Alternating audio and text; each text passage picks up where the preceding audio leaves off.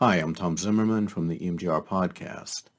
This episode focuses on different types of distress that may appear in trauma work and explores the types of distress that are actually productive.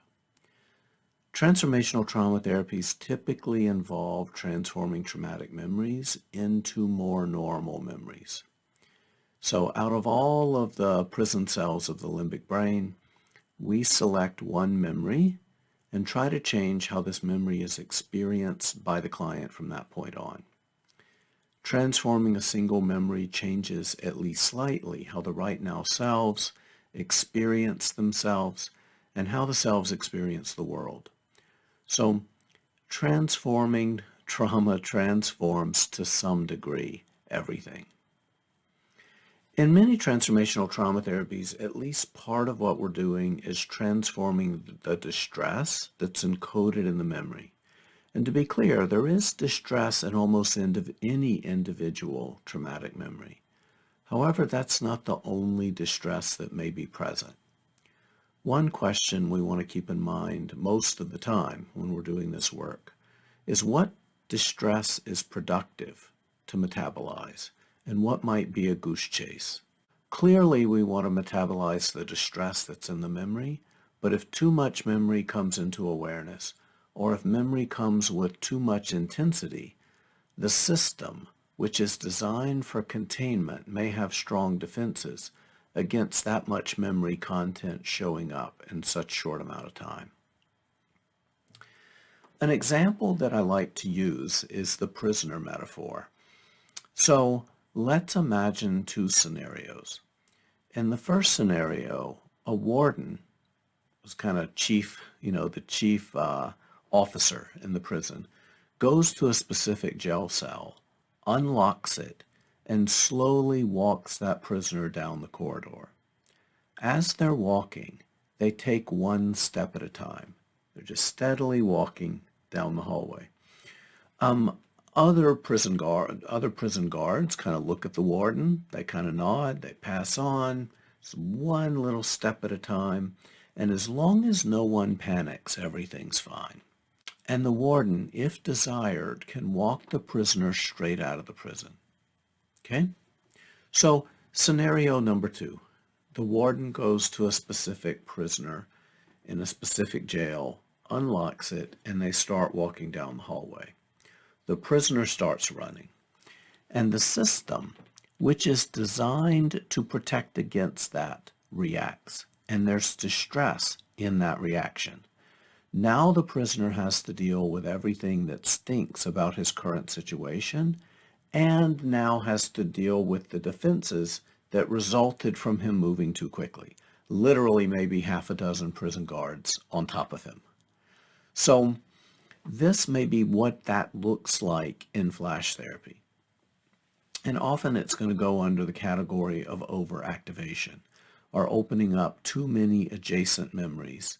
It's just going to cause problems in flash. And one of the main places it causes problems is containment. So if you're having problems with containment, check overactivation. And the way we manage overactivation is by shortening the length of exposure, by letting the time in which we're exposed to that memory decrease and decrease and decrease. Too much memory coming in too quickly will often result in body activation. Body activation is going to junk up your calm scene in flash approaches, particularly in the 4 blinks version of flash. So if there are problems also, if there are problems with overactivation, there may be problems experiencing the disconfirming information of the calm scene, meaning too much activation may junk up your calm scene in one form or another. So that's what it looks like, some of the ways that it looks when your prisoner may be running in flash therapy. This may be how it looks in EMDR therapy. So when we're working with clients with complex trauma, we're often working with clients with very narrow windows of tolerance, even after really extensive resource development. What that may mean also is that their defenses may be really fine-tuned and sensitive toward any kind of rapid or intense emergence of traumatic information into awareness. So clients with complex trauma have well-developed and automatic survival strategies that kick in when too much distress is activated in too short of a time. Okay? Noticing the distress or noticing the shutdown from the defenses against the trauma is not nearly as productive as noticing the actual content in the memory, right? So sometimes in EMDR, a lot of times even, what we may notice are our defenses against the traumatic content rather than simply noticing the content in the memory itself, if that content comes into awareness in a way that causes our defenses to become active or overly active. So we need content to come in at a digestible rate. And if it doesn't, we may have a goose chase. And you, the client, is the goose and the chaser. So other forms of distress that don't tend to be productive in either EMDR or Flash may fall under the categories of existential questions or agendas. So let's imagine the client is coming to see you because they're going through a divorce. Okay? So the memory that you work with may be the client picking up her husband's phone and just happened to seeing really that he's not who he said he was, right? There may be all kinds of things, and this may kick off what ultimately becomes the divorce. However, in EMDR therapy, where the client may be stuck is in the distress of, why do all my relationships not work out? Why does everyone I've ever loved hurt me? Will I ever find love, right? So what we're working with and what is actually becoming activated is not the content from the memory, which is what we want. That's what we're trying to notice, what we're trying to digest, but rather some agenda that may be loosely affiliated with that content. And what we'll often say to clients is simply activate the memory, notice what comes while your brain gets the left-right stimulation, and then what you need to heal is likely to come to you, and the existential questions are likely to lose some of their urgency.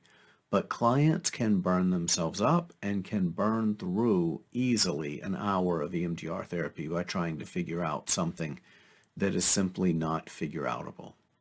So these are some strategies to more effectively walk a memory out with clients with complex trauma. And first we're going to talk about some of these strategies in EMDR. So in EMDR, and I'm working on a separate podcast related to this, we really do want to work at the intersection of what is productive and what is tolerable. Okay? So what is productive? What that means is if we imagine trauma as a tree, like the client's kind of fully grown kind of traumatic tree. What we don't want to do is we don't want to go up to the tree and just poke a leaf, right? Pull off a leaf, right? So we take off a leaf, we haven't really done that much. If we go too far close to the tree, we may cut down something that may cause a lot of collateral damage underneath. It may fall on the client's car, fall on the client's house.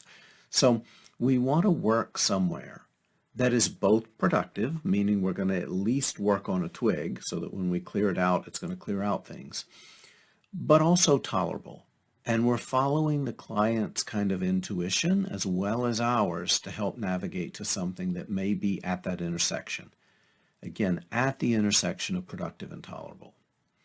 So another strategy that we can use to help slowly walk a memory out is the Shapiro endorsed videotape approach. So one of the things Shapiro says in her chapter on complex PTSD is that you can use the videotape approach from the recent events protocol to what she calls fractionate the memory content, just to cut the memory content up into more digestible pieces.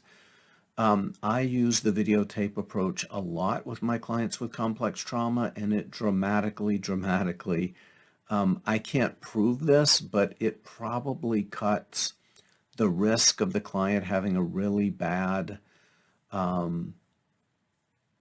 defensive outpouring by about a tenth.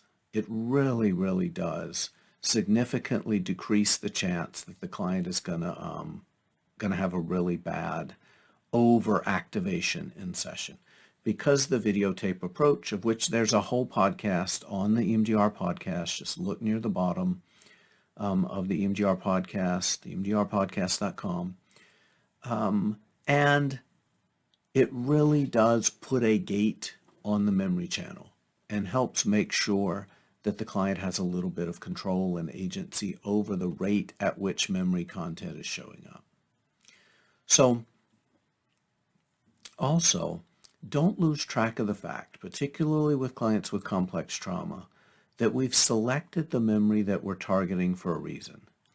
And with clients with complex trauma, we want to anticipate that when the body feels a certain way, adjacent memories are going to want to come. They're just going to want to come. And it may not be a good idea to open up your little tea party to a whole part of town just because everything there has the same body feel. So I'm also working on another episode that really does explore when is it a good idea to let other memories come in with a client with complex trauma, and when might we want to just container a flood of things that may want to come in. So strategies for more effectively walking out step by step by step, a traumatic memory inside Flash. I cannot stress the importance of not overactivating. Most problems in Flash approaches, and particularly most problems that show up in the 4 blinks version of Flash, are the direct result of overactivation. So if the video of the memory that you're playing, if the video is running rather than just a single frame in the 4 blinks version of Flash, when you open the door on the memory and close it, the client is seeing a video, the prisoner's running. If you're trying to make sense of the memory, the prisoner's running. If you have distress in your body from the activation, the prisoner's running. And if multiple memories are connecting, the prisoner is probably running. So in summary, I want to introduce the idea that not all forms of distress are equally productive, and that it is the distress inside the memory that we want to metabolize, and not the distress generated by our protective responses against the memory content. Okay, so another metaphor that I like to use is if we remember that Dr. Shapiro developed EMDR using relatively healthy Californians, was not particularly interested in working with people that had borderline issues, that had DID, right out of the gate. So her idea is we want to go in the memory at the worst part, we want to kind of light this memory, set it on fire, give some stuff to notice. But with clients with complex trauma, that can feel a lot like a Folgers can, like a Folgers coffee can, those big cans, filled not with cheap coffee, but with black powder. And here we are with our little match going near that can. So one of the things we want to be very careful to do is to realize that may not be the most efficient way to process memories, is by kind of going right in and exploding that whole Folgers can all in one piece. Because really in transformational trauma therapies, we really are working one piece at a time anyway. So in EMDR, you may notice the angry piece, you may notice the anxious piece, you may notice the sad piece. We really are working one piece at a time. And the more complex the trauma, the more likely we want to, with our Folgers can of black powder, the more likely we're going to want to get a little scoop of black powder, put it on the desk, like that, right? When that's gone, get the next little scoop, put it on the desk, like that. So we want to work one spoonful at a time. We want to work one step at a time. Okay? So take one step, then take the next step, right? Don't let the prisoner run, because the system is going to know what to do, and it's going to take care of the client using the only ways that it knows how. So again, thanks for listening. Thanks for going on this journey with me. Thank you for all the work that you do in the world. It's a really difficult thing to do the work that we do, and I appreciate your going with me and being a fellow trauma therapist. So thanks a lot. Take care. Be in touch, please.